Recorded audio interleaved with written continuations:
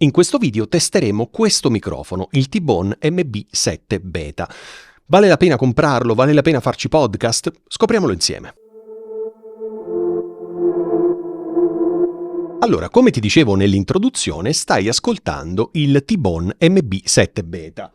Ho anche qui la scatola che hai visto già nel video di unboxing, nel caso te lo sei perso lo trovi sul canale, all'interno della quale non c'è nient'altro se non il riduttore per attaccare il microfono all'asta, e poi ci sono le istruzioni, quindi non c'è molto.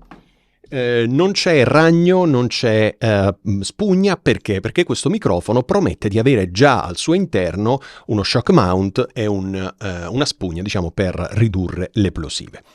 In questo momento ti faccio una premessa: stai ascoltando questo microfono pulito, sta entrando dentro il Tascam Mixcast 4 con un gain di 35.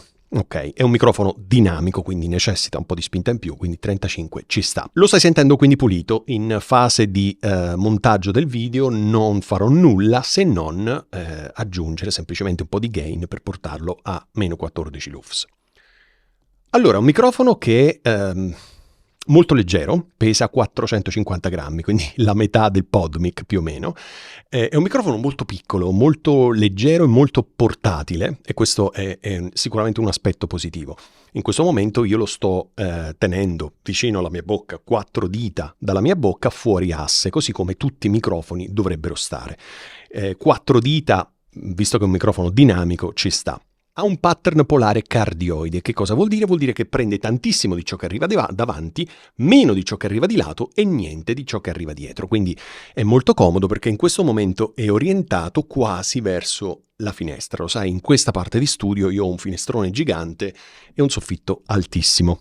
È una frase che non dicevo più da un bel po' di tempo. Aspetta che mi abbasso un po' il volume in cuffia, se no divento sordo. Che dirti, la costruzione è, sai, io ho provato diversi microfoni della T-Bone, questo qui rispetto agli altri microfoni che comunque costano di più, è meno pesante, pesante non solo in termini di peso, ma anche proprio di materiali, al tatto, no? Sembra un po' meno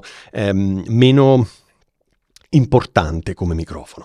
È vero che costa soltanto 99 euro, quindi questo si colloca in una fascia di mercato dove ci sono un sacco di microfoni, più o meno tutti con la forma dello Shure SM7B, solo che questo costa 99, lo Shure SM7B costa quasi 400 euro, quindi diciamo che è un quarto più o meno, ok.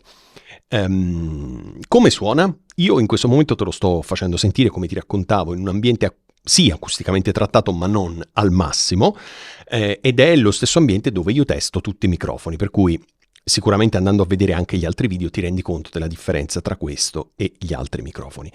In questo momento sto usando delle cuffie, sono le Audio-Technica ATH M50X, che diciamo sono ancora in fase di rodaggio, ma ho quasi finito, poi presto farò un video sul canale. Vale la pena comprarlo? Allora, quello che sento io dalle cuffie, alzo un altro po' il volume, è un microfono tutto sommato, relativamente a quanto costa ovviamente, decente. Non è il microfono più definito del mondo, lo senti, no? Quando parlo non c'è questa grande definizione nella voce, questo dettaglio, ok? Però non si può pretendere visto il suo costo. È un microfono pulito, tutto sommato in cuffia non sento rumore di fondo, quindi evidentemente adesso non ricordo, ma non ci sono i dati, ho già visto sul sito, sulle istruzioni, non ci sono i dati del self noise, anche perché è un microfono dinamico, quindi comunque di default ha poco self noise.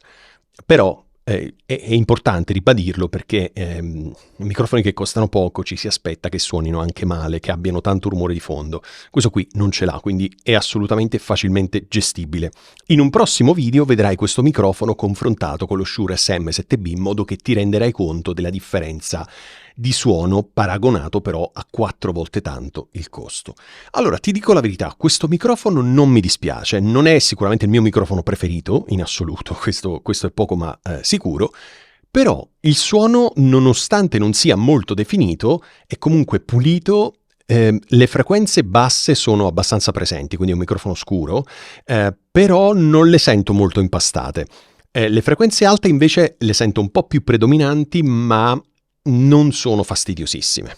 Non so poi tu come la vedi, magari fammi sapere nei commenti qui sotto. Questo microfono sicuramente in un ambiente non acusticamente trattato, sia perché è un microfono dinamico, sia perché è un microfono cardioide, può essere sicuramente una buona scelta. Laddove tu dovessi avere un ambiente acusticamente trattato, cosa che ti auguro e ti invito a fare, sicuramente potresti prendere un microfono a condensatore per avere uno spettro sonoro più ampio, eccetera, eccetera. Tutti i vantaggi che sappiamo. Se hai 100 euro e vuoi comprarne magari anche un paio per fare podcast, per fare interviste, eccetera, sicuramente è un microfono valido. Un microfono anche leggero, quindi puoi comprare delle aste per microfono tipo queste, che io utilizzo spesso, e il microfono si regge tranquillamente perché non ha nessun tipo di peso eccessivo, ecco. Al tatto, come ti raccontavo, non sembra indistruttibile, ma non è neanche un microfono che si sbriciola tra le mani. Quindi tutto sommato 99 euro potrebbe essere una buona alternativa. Poi lo stai guardando, è molto piccolo, guarda la mia mano. Aspetta, vediamo se riesco. Ecco, più o meno. È grande quanto una mia mano, io ho la mano abbastanza grande. Quindi non è molto grande di per sé come microfono. Che dirti? Averne una coppia e registrare podcast in un ambiente non acusticamente trattato, secondo me può essere una cosa piacevole. Poi certo, c'è sempre un microfono migliore, però saliamo sempre di prezzo. Quindi si colloca in una fascia abbastanza competitiva, tutto sommato. 99 euro è un prezzo molto affollato, lo sai bene, ci sono tantissimi microfoni in quella fascia di prezzo. Questo qui non è né il migliore né il peggiore. Quindi può tranquillamente essere una buona scelta. Ok? Fammi sapere cosa ne pensi. T-Bone MB7 Beta, io ti lascio il link in descrizione. Al momento in cui sto facendo questo video costa 99 euro, il che non è un prezzaccio. E fammi sapere cosa ne pensi. Mi farebbe piacere sapere se il suono che stai ascoltando ti piace, se è gradevole, se preferisci altro. E in caso preferisci altro, quale altri microfoni preferisci in quella fascia di prezzo, ovviamente. Ok, non farmi paragoni con microfoni che costano infinitamente di più.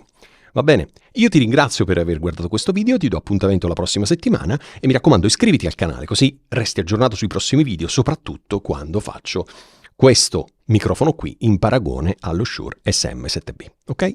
Grazie, ciao!